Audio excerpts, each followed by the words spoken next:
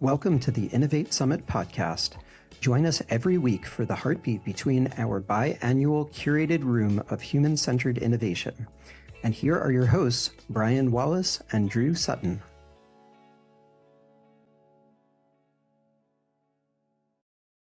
Welcome back, everybody. We're excited to be here. Feels like it was just yesterday since I saw Alina Doran in person. We got together last week instead of taping it live. So here we are. Alina, welcome to the show. Great to see you. Thank you. It's so good to be here. It feels like we did just see each other because we did the other day.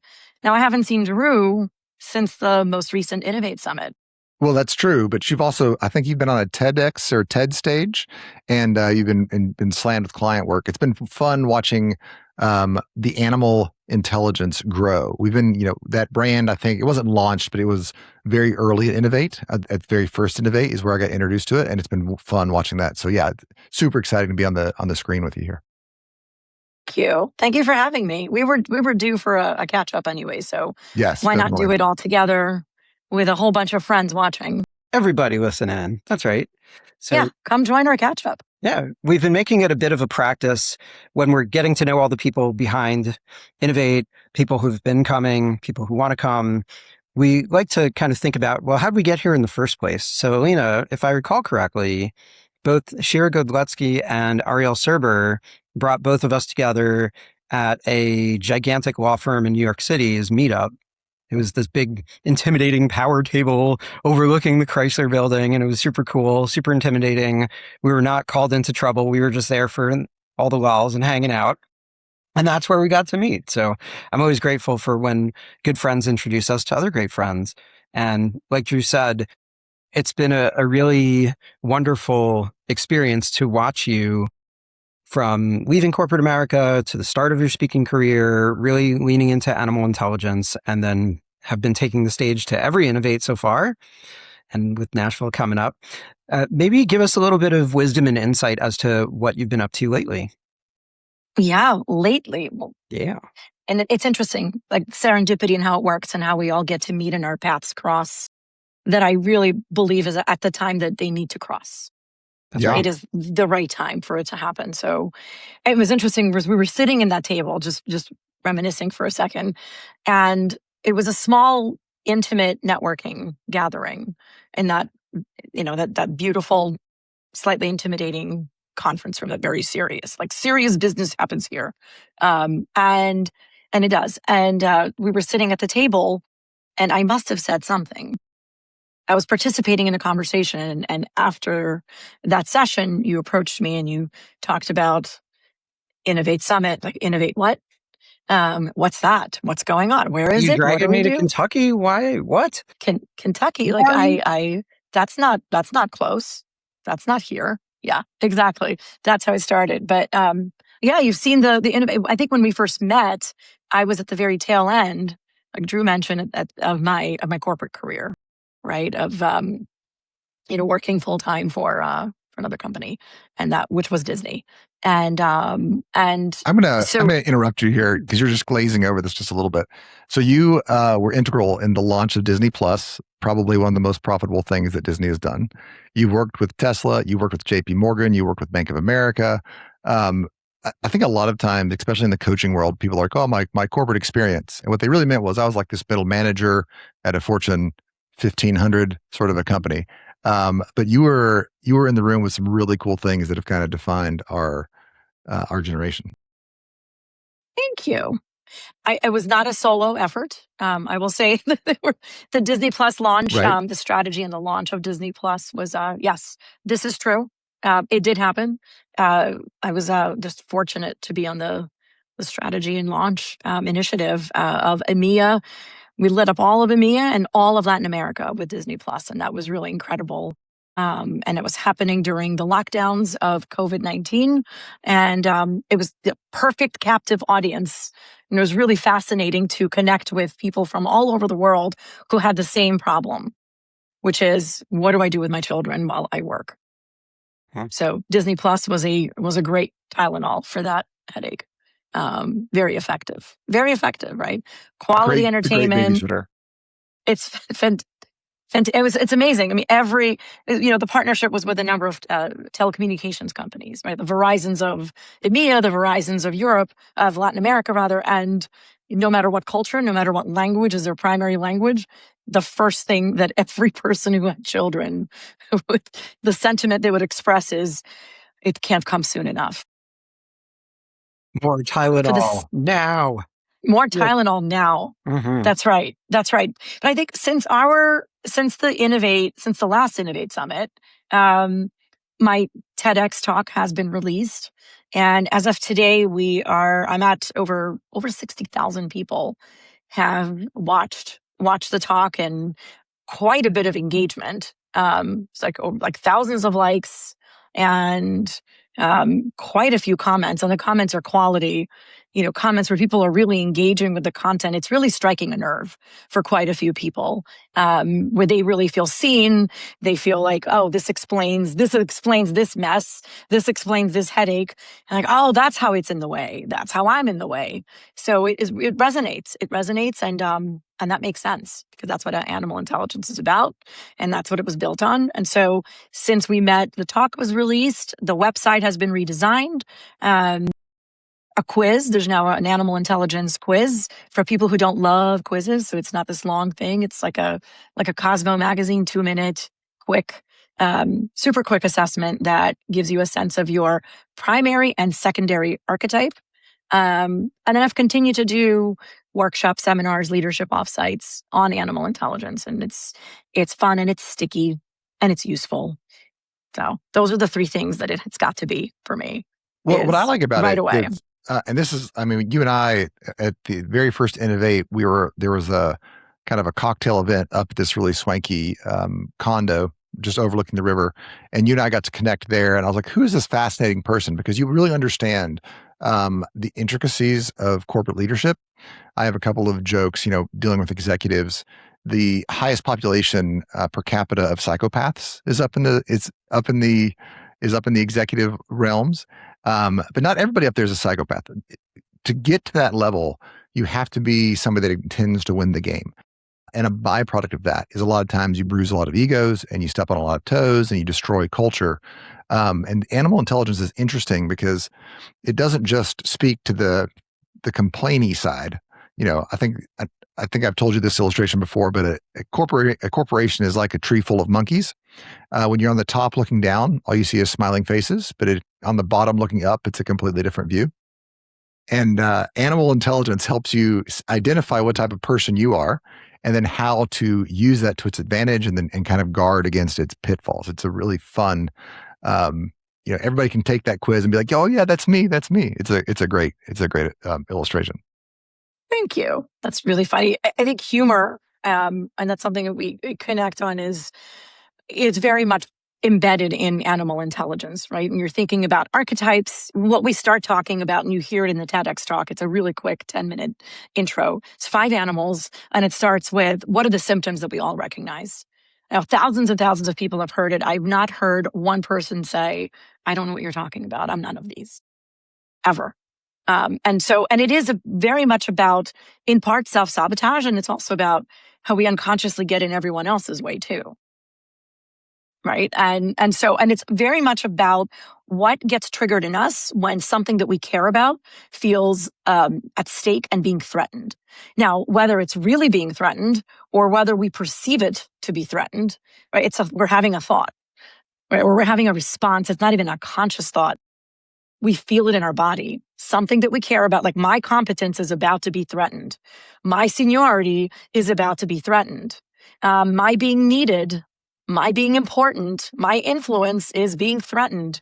And so, much like animals, we want to survive. And much like animals, when our survival is now at stake and being questioned, we're going to react, right? We're going to have default responses, knee-jerk reactions, right? Like pounce, right? Or, needles. And that's where the animals came up. It really, this whole framework came out of all the years of charting kind of data points of what worked and didn't work every time people get together and try to do great work together.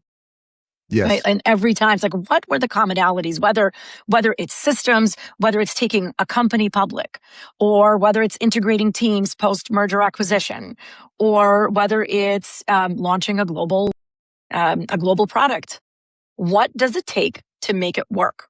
And it's not always having all the answers, and it's not always having everyone with the right resume, with the right schools and the right titles. And it's not always having a great strategy, because you can pay the consultants up to the wazoo for the strategy and really glossy, beautiful decks. Right. But in the end, it's the behavior, it's the choices, it's the everyday on the ground that delivers it. And without that, you can have all the beautiful, shiny, expensive, like all the answers that you can bring up to the very top and say, see, we've got this, and point to something pretty, but it won't actually work. So this is about making it work without making yourself physically ill, without making people who work for you sick and quit, right? Without losing your best people. Yeah. All of those things that's where it all came from. I was just talking to my wife about this, and then somebody else as well. It's kind of been the theme of the week for me, is how fast a toxic manager can completely gut a company. Like, I mean, people that are like, I'm getting a tattoo. This is a place I'm never going to leave. By the time you finish the sentence. Yeah. And then, the new person comes in and they don't have a control on their animal side. They're not aware of the damage they're causing. And then, like, again, people are like going to the tattoo removal place and getting it removed. They're like, hey, I'm out. I hate this place now. How fast that can occur? Fast. And what's interesting, leaving is not the worst consequence. Oh. Right? There's a ripple effect. If your best people leave, that's really bad. Right. But what happens is usually much slower bleeding out, much slower suffering, where that person may not leave right away. They're going to try, right? Because these are all hardworking, ambitious people. Like, I can do it. Yeah. Right. The first reaction isn't usually to run. First reaction is, I'm gonna work through this, right? Or I'm gonna figure my way out through this, right? I'm going to strategize, I'm going to maneuver, or I'm gonna work really hard. They will see. Oh, they're gonna see how hard I work, and they're gonna recognize me. And does that always work? No. No. Does not. Does it often work? Like, I'm just gonna put my head down, work really hard, and they'll notice, they'll do the right thing. So as you've been developing the system, because it's been really fun, like we said already, it's been fun watching you do this over the 3 years. How do you, as a thought leader, as somebody that's developed a system that has touched over 60,000 people at this point, that's been influencing culture at the Fortune 100 level, how do you step out there and begin developing something that you know works, but you also know is still in development? How do you manage that kind of in between time as you're finding product market fit, and as you're finding, I know that this works, but I don't know exactly what you need from me today? How do you manage that tension? Yeah, I mean, it's like flying, building a plane while flying it, which is how the Disney Plus launch was often described, right? You building it, you're figuring it out, but you're already, like, everyone knows it's coming, everyone knows when it's coming, all eyes are on this beautiful initiative. I think the framework came originally, it's been iterative and building, very much like you said. So it started with a talk.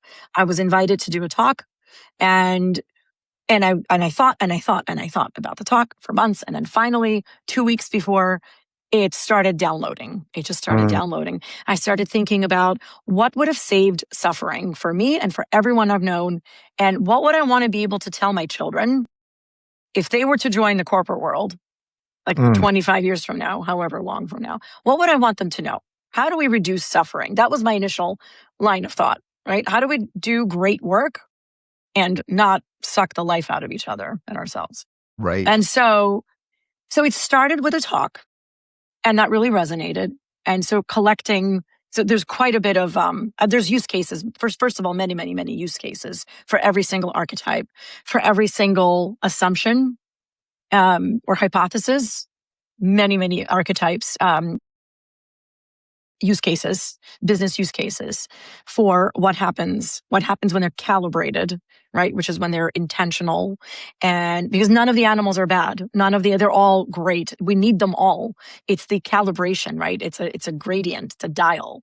And when we're out of tune, when we're out of sorts, and we're unintentional, and we're just walking in like a car coming to a screeching halt, that's when we get into trouble.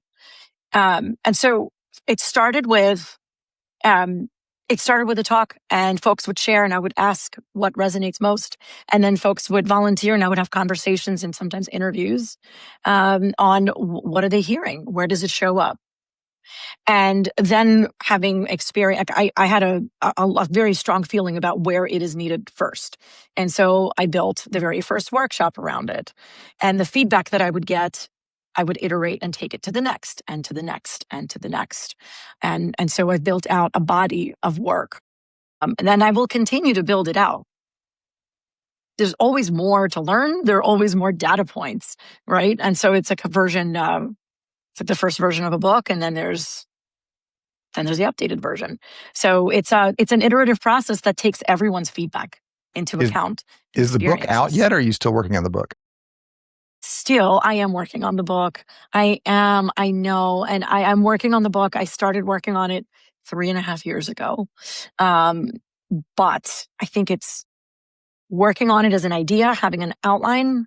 Yeah. And then actually coming through to the ground and executing because you're ready. There has to be like I'm now feeling more ready than ever to get back to it and really get it going and really write it out. So I expect by the end of the year that transcript will be complete. No, I think that's right. I think that because I've had a couple of books in me, and it just hasn't been. First of all, it's not the right time, and then in some cases the material needs a little more time to bake out in the sun. But I think I'm excited. You're gonna have to send me an advanced copy because it is your next step, I think, and I'm really excited to see that come out. And all in due time. I'm thrilled. All in due time. That's right. Something that you asked before is what attracted, right? Something must have stood out. So something that I will say that has always stood out to me about you, Alina, is that you are the genuine article. And I think that a lot of folks don't really realize or understand out there in the world that you can't really fake or mimic passion about something. It's almost the difference between somebody reading a blog post and now they're an AI consultant, not because they really care about it. This isn't the Brian Craps on Everything AI show, but stay tuned for part 2. But you went through it to arrive at this. It wasn't that you were just following somebody's blueprint about it. You truly innovated this. And that is what people can take away from just a conversation with you, not even necessarily watching you do the talk or a workshop or reading a draft of the book or talking about all the different archetypes. So that's really something that's stood out to me. Do you want to talk more about that and how that's fueled you? Yeah, absolutely. I think pain and suffering are a wonderful fuel. Really, pain and suffering and going through hardship. And that was the first inspiration is what would I have told myself 20 years ago that would have saved me so much pain and suffering, that would have gotten me to understand myself better, regulate myself better, see other people better, connect with them better, have my ideas heard more, have more influence, right? So if it's not, I've been every one of the animals. I've been every one of them and circulating, and I continue to have traits, right? I'm a human being. The calibration is not a one and done. It's a forever thing. And that suffering is, again, it's mine, it's my colleagues, it's my bosses, it's my clients, it's people who on the outside have it all together, right? When they're walking down the street or you looked at their LinkedIn or their social media, it's like, wow, you went to this school and you have this title and you work in this company. And look, you've got a family, or you've got this you've got these nice shiny teeth and everything looks so great. Life looks fantastic for you, right? And then when you look on the inside, kind of pull back the curtain a little bit, there's quite a bit of suffering. And as I started those conversations with people, I learned how common it is to suffer and how common it is to kind of hold it in and hide it and shield it and mask it and pretend it's not there, right? And to look away. So that was a big, big fuel. There's a lot of wisdom when we go through hardships. We can become bitter and run away and defend ourselves so we never have to be hurt. It's like being willing to fall in love, right? It's if you've been hurt in a relationship before, you can either say, well, I'm never going to trust anyone again. I'm going to be, right, I'm going to have my guard up. I'm never going to let them in. Or You could say, well, this is part of living. We're not living if we're not getting hurt. So let's go in and really put ourselves into it, right? Get in the ring, not just in the cheap seats watching other people live. And so this is about how do we live in the ring and engage as ourselves without performing, because there's lots of ta-da. How do we actually live and perform and do and perform without the performative part, and have that influence, right? And have our voice be heard and be understood the way we intend to be understood and not be overlooked, right? And then when you zoom out, how do you get teams that want to work here if you can't always pay them the very top dollar, if you don't have the budget for it, right? Or if you're short-staffed, what do you do? How do you build teams where people want to tell you the bad news before they have to, right? Or will go out of their way, will be extra creative and innovative. And if they see a teammate, suffering and overwhelmed, that they're going to want to step in, right? Or if they think management has an idea that's not working, that they're going to feel safe enough and valued enough to come in and tell the truth. Say, here's what I see. And have faith in management that they're not only going to be not punished for it, but they're going to be valued and appreciated and recognized for it. And how much money, like the bottom line, metrics, everything that's measured externally, how much of that suffers and how much suffers internally within the individual is tremendous, right? It's mental health. It's physical health. It's your self-view. It's what you take home to your family and your friends. It's your whole view of yourself. People kind of shrink and become these defended, shriveled versions of themselves. So it really is about, reducing suffering and doing great business as yourself. Go suffering. That's right. And not saying that you all have to go out of your way. Why is that a clip for the show? Not that you have to go out of your way for extra suffering, but it's there for a reason. Yes. You're supposed to learn from it. And it's interesting what you're saying about trust, because I think a big reason why Innovate exists is that everybody we know needs a room of trust. Even everybody we don't know needs a room of trust, but we don't know if we trust them yet. What is it like coming in to a room that there is trust built in when you already have this wise path that you've already walked through that you're bringing people into?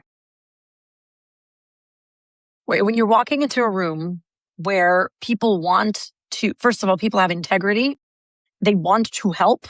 They want to see other people succeed, right? And they want to succeed. And so there's a safety, very trusted safety are best friends. And so there's a safety in sharing what's not working and sharing what is going well and sharing victories and sharing learnings along the way. So it's a very liberating, innovative, pun intended, environment when you can feel, when you know you're with people who want to see you succeed, want to see you do well, right? And it's a very different attitude, and everyone's been in a room where that's not the case. Right? Well, that's not the case. And at the very minimum, there's skepticism and comparison, right? This is a room where people are passionate about what they do. They bring in their own respective great ideas and expertise. And there's a safety in we're having, I think of Innovate as a playground for the brain. Like my brain is very happy, and my heart, because I have these great conversations with kind, good human beings. It's easy. It's so easy. There's so much ease. I know what it is. There's so much energy that is used for the better stuff, the higher quality stuff, like coming up with ideas and making, just coming up with creative deals that you wouldn't even think about. Yeah. It just wouldn't even occur to you, right? You can come up with solutions that would never, ever appear in the world of possibilities if you don't have that trust and safety. Right. And we can't see outside ourselves. So even all the wacky stuff that we do and the people that have nothing to do with us is where some of the greatest ideas come from. If you just look at great things that have happened over time in history. Go for it, Drew. Yeah. Well, I also think that it's fun to be in a group of folks. You talk about trust. This is like a microverse of trust. When you're in a room where people don't just throw a t-shirt at you with their solution, if you've gone through a suffering cycle of any sort, I would say 80% of the population comes up to you and they give you just these anecdotes that make them feel better about your suffering because they're uncomfortable with what you've gone through. And, or they give you some sort of platitude. Sometimes it's religious. Sometimes it's just kind of something Benjamin Franklin would have said or something. And it's fun to be in a group of folks that understand the problem, understand it's not their job to solve it right now, but also have they've been like stabbing at that question too. And they have a different perspective on the real root cause of the thing that you haven't seen yet. It's super fun to be able to interact with folks at that level. A lot of times when you're leading people, you're dealing with first order sort of problems. Like if you're dealing with a lead that has just come into their first level of management or maybe even second or third, they're just trying to figure out how to delegate. They're trying to figure out how to make a plan. They're trying to figure out how to risk mitigate. These are all important skills, but they're not the conversations that it's fun to have, So when you're in a room just full of people that get it, and then you can have the really interesting conversations like, hey, how are you using AI to manage this nuanced aspect that's really, really important, like data management or governance or something. It's just fun to be in a conversation. That's what I've enjoyed about hanging out with you, Alina, is we're both building businesses, but we're also coaching executives, and I can actually like, hey, like I ran into this situation. What do you think we do about this? How do you manage this sort of a scenario? It's just fun to be in a room like that. Mm-hmm. Yeah, we've had some great conversations. What I love about at Innovate, the sessions are over, whatever time, 5:00. People do not leave.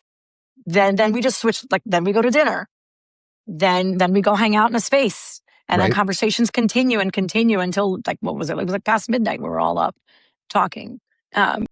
Yeah, I've had to give myself a curfew every night. I'm like, it's midnight. I have to be productive tomorrow.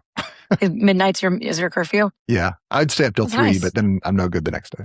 Right, respectable. But yeah, it's great to sit with folks who are just kind of bouncing ideas off each other, and it's very free, right? You don't need to censor.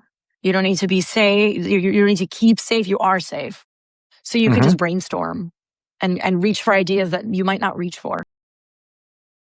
Yeah, totally. Yeah. We all took a pause and wondered who was going to say something. Sure. I know. Say something. Let's talk about Nashville. What are you looking forward to? Yeah. Oh, I'm looking forward to, go ahead. There's a lot going on in that town. Go for it. Mm-hmm. There is a lot going on. I want to actually explore Nashville. Now I've traveled through it. I want to actually give it a beat and experience it. I look forward to seeing familiar faces. It's like a camp reunion. Yeah, actually kind of. It's a little bit like I'm telling you, it's a playground for the brain. It's like, oh yeah, awesome. Juicy conversations, like just intellectually stimulating, fun, interesting conversations. So I'm absolutely looking forward to meeting the same folks I know. And then I'm absolutely looking forward to meeting the new folks who are joining new and finding out about their world and what matters to them. And yeah, really excited. And I'm definitely excited to hear all the ideas that people are going to talk about. That's a cornerstone, right? One of the key parts of Innovate is you get to hear people come up and talk about things that they live, they care about, that matters to them, clearly passionate about them, clearly knowledgeable. And so you sit and you learn and it's fun. And then you get to talk to them afterwards. Yeah, no, and this is kind of what I was getting at with the trust conversation. I go to most conferences and the question is, are you a client or are you going to be a client, or do you know people that might be clients? Like, that's not the first conversation you have, but that's always kind of in the back of your head. Whereas at Innovate, the conversation is, what have you been building? What is the cutting edge that you're pushing? And then the implied thing is we're friends, and if somebody fits, we'll make the reference or the referral. But it's not the sales side of it. It would be almost insulting to pull up to the front right away because you're hearing what these people are really doing. I enjoy the after conversations are so much. The speaking is good too. But the after conversation is kind of unique. Most conferences are over at 5, and then you go circle back with your team and you count leads, and then you make calls or set appointments. Whereas this one, this the keynotes are over, and then you're looking for dinner with the folks and the drinks afterwards, and we're going to be talking about what people were talking about in the keynotes. It's pretty, it's very exciting. The after party is always fun. Absolutely. And the connection conductors. I would be remiss if I don't talk about connection conductors. Who does that? So if anybody's, what's that? Too many. Not too many. I mean, and just really fantastic job. So do you want to toot your own horn, or do you want me to toot the horn? Because it's fantastic. Well, I mean, it's brilliant. I'll comment that we put a lot of energy into it. Hosting and thought, is my and intentionality, and it shows. And I don't think it's uncomfortable. I don't think it shows in a good way, right? Not in the go to the green corner and answer this question, sort of a robotic thing that I've seen people do. Right. No, it's just so thoughtful, right? Where you go to for anyone listening who doesn't know what it is you go to this experience, and someone before you came there understands what your world is, what's important to you, what you're about, and understands that for other attendees, and then thoughtfully, it's business matchmaking, right? And they match who suggests who you should be having a conversation with to explore. And so, I mean, how amazing is that? In addition to all the organic conversations that you get into, and there are so many to get into, you then have a few that are arranged for you. And that's done for all the attendees. And it's done so thoughtfully. And the reason that everybody, and the reason that everybody isn't just like, I have to immediately just pitch you and sell you and whatever, is they see that it's free and that it's open and that these are great people and that they're talented people and they're resourceful people. And these people can unlock and open doors and universes of stuff that they didn't even know existed in a lot of cases. So people are doing all sorts of deals and investments and partnerships and brand deals, all that kind of stuff. And I expect more to come as more people come on into this thing, but not too many, because then we kind of go overboard and then it's almost impossible to match everybody up. So I think the realization that people have when they start experiencing it is that they see that there's such a longer life to live with that person, as opposed to, oh, I'm never going to see Drew and Alina again, so I might as well just shoot my shot in the elevator, vomit some business cards, get the LinkedIn connection, and then run off to the next thing as if it's some sort of speed run. Maybe I should get to know these people better because we could do things for decades, because life is long. Yeah. It's business the way it used to be, which is you build a relationship, and then as products make sense, you refer the people to the people that you trust. That's right. Or you think of something else to do, right? And it's very much about long-term relationships, right? Some of the ideas can come up really quick, right? Something sparks and it just makes sense right away. And sometimes it's a slower, getting to know a person and getting to understand the different dimensions of their life and their world. And then you find ways that you wouldn't have known right away, And I also had one of the Innovate attendees stay at my home, Rachel. Was visiting from Tennessee, and she stayed with me, and it was awesome. It's fantastic. We brainstormed. We had these giant Post-its, full of ideas, and she brought me pots as a gift. I bet really Rachel's fantastic. Cast iron. She is an incredibly, what a great example. Just brilliant, thoughtful, kind, just a great person to be around, and knows her stuff. Like eagle eye. It's so easy. It's so easy to be around people who are like that, right? Kind, competent, easy, safe. Yes. And brilliant. Trust. Very, extremely sharp. I'm gonna brag on her for a second just because I think it's such a brilliant move. We were talking about client and client profiles and a product line that might fit kind of the middle-aged female. And she goes, "Oh, the best market research for that is the Danielle Steele books." And I was like, "What?" And she goes, "Yeah, the love novels. Like, if you want to know what's going on inside of the, and I was like, holy crap." But I mean, she's a marketer extraordinaire. And it's just such a super practical, it was so practical and so on point. It was hilarious. So if you ever want to, profile that middle-aged female, apparently Danielle Steele books are the right thing to read. Okay. I know what's next on my list. He's like, what's he going to say this time? Yeah. That's next on the book table at the That's next on the Innovate. book. Yeah, there we go. For research purposes. Yes. Hey, listen, book tables are great. I think that as much as we always talk about summer camp and trust and deal flow and amazing relationships and speakers and connection conductors, I do hope that the book comes sooner than later out of both of you, because I really love when we have a book table and book signings, because this is very much a playground for the mind and for the heart. I think people want to see and communicate those ideas. And I don't know a better way to do it than a book. I mean, we all have stupid brain rot reels and Instagram and TikTok and all that garbage where you're just watching a fragment of a story that's not even a story to get your attention.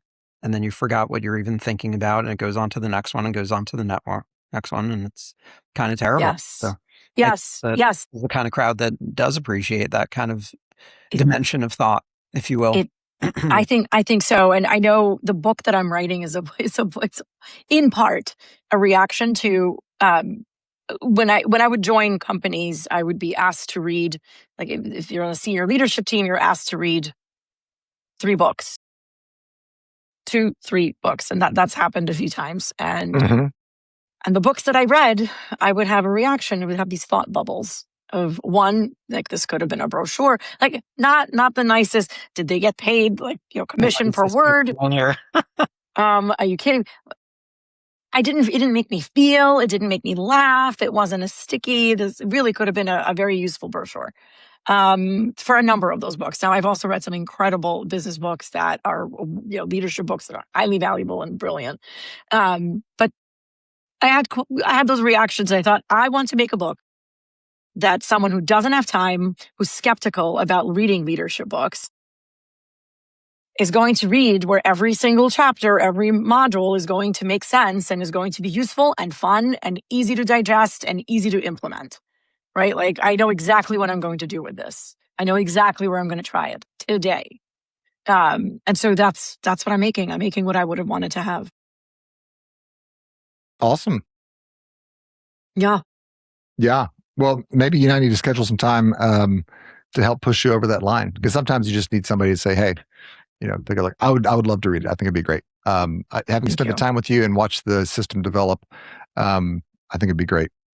Brian, I think we're running out a little bit low on time here. I want to grab some wild wisdom from Alina really quickly. With your animal intelligence, what is one thing that I could take away today and go use in my organization that would make a big difference? That's a good question. Before a meeting, set an intention. When you're in the meeting and you feel yourself reacting, just pause for a second and ask yourself, what am I protecting right now? Snap. That's good. I like that. Like, what's happening in here? What is this? Like, it's usually between the throat and the sternum. Something happens. And if you can catch that feeling, if you're meeting with someone, you pause for a second, notice it, and just ask yourself that. Does that work externally as well? Like, so if you have a member of your team and all of a sudden they have a flare of a reaction, can you be like, whoa, what did we just, what are they protecting? That's absolutely really good phrasing. Yeah. I'm glad it resonates. Yeah. That's a lot of the, part of the approach of animal intelligence is, I call it cleaning your own instrument. So cleaning your own, all the gunk that life muddles up the glass, the lens through which we view the world, right? Stress and deadlines and all the ancillary, all the plates that we're all spinning at all the times, right? Maybe there's a sick loved one, or maybe there's, like a mortgage payment problem, whatever it is. And then we bring it to work, or a really difficult meeting that we just had with someone else, or a really difficult experience we had in another company, whatever it is. Somewhere along the way, we've learned to protect. And so if we can clean our instrument and be present and be here and understand what's happening, what we're reacting to, how we're walking into a meeting, how present we are, right? How much we're thinking, all right, I have 20 minutes. I need these 3 things. I do not care what you're going to tell me. I need to walk away with these 3 things. I'm going to feign interest and pretend. I'm going to nod a lot. I'm going to take some notes, but in the end, I need these 3 things. I could not care less about your life. And right, how often do we do that as opposed to dropping in and being just here and understanding what we can do and really seeing the human in front of you? That's when we can see the other person. And that's when we can start to tune into, well, what's at stake for them? What are they protecting? Yeah. What's happening for them? And have some connectivity there. And then build trust, and then good ideas flow, right? And high performance and good things happen. No, this is fantastic. I have accidentally done this successfully a couple of times. And what you just said helped me clarify what it was that made that a successful interaction, which, if you can clarify it, then you can repeat it. That's super helpful. I love it. Brian, over to you, man. Yeah, I was just going to say, wonderful guest, just as I had expected. Aside from everybody seeing you on stage in Nashville out this October, where can everybody find you out there? Find me on my website, highlineleadership.com, and check out my TED Talk. But if you go to highlineleadership.com, it's all there. Outstanding.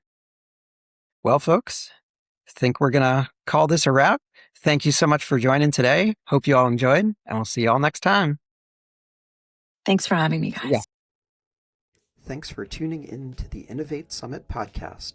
See you at our next event in Nashville, October 21st through 22nd.